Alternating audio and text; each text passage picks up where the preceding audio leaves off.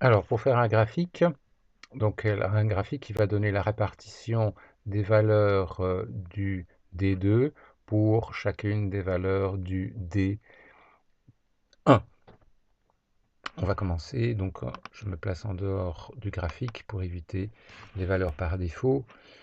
Il faut d'abord donner les valeurs de x, c'est bien le résultat du D1, du D2, pardon, du D2, la répartition du D2.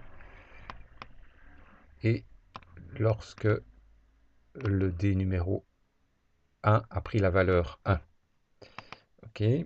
Alors cette fois-ci, les données sont prises verticalement. J'utilise la ligne long quand on a en tête et la colonne A comme libellé et je travaille en colonne.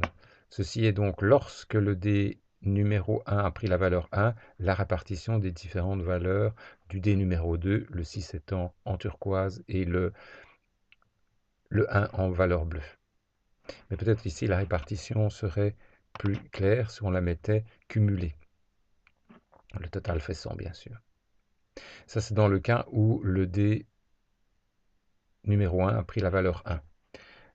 Si je veux voir maintenant ce qui se passe avec la valeur 2, lorsque le D numéro 1 a pris la valeur 2, j'ajoute une plage, je rajoute y compris le libellé, ok, j'insère, je déplace le graphique pour y voir un peu plus clair.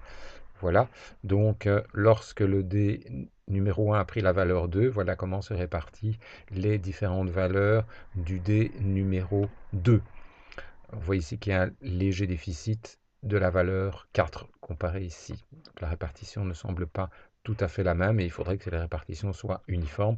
Mais bien entendu, même si on a jeté le dé 100 fois, vous voyez ici que les nombres sont très faibles. On ne fait pas des statistiques avec des nombres aussi faibles, mais poursuivons un petit peu le graphique. On va rajouter les valeurs 3, 4, 5, les autres valeurs.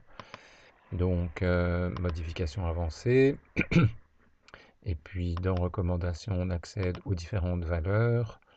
Et donc, on va ajouter une plage, la plage 3, et puis la plage 4, 5 et 6. OK. Donc, ceci, c'est bien. Lorsque le dé numéro 1 a pris la valeur 6, voilà comment se répartissent ces valeurs. Lorsqu'elle a pris la valeur 5, comment se répartissent. Il faudrait que toutes ces répartitions soient les mêmes. Bon, ici, on a ici il y a un petit déficit. Encore faut-il voir si le significatif et puis les données sont assez faibles.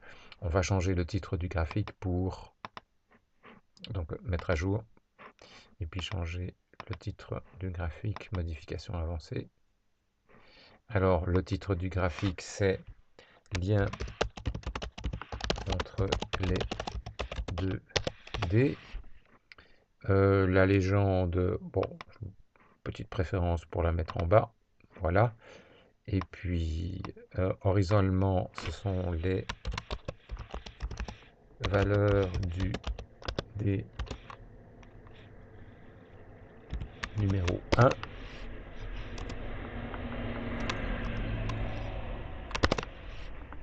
Horizontalement. Et verticalement, c'est les fréquences des valeurs du D numéro 2.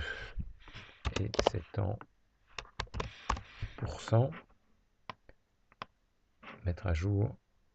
Et voilà pour le graphique.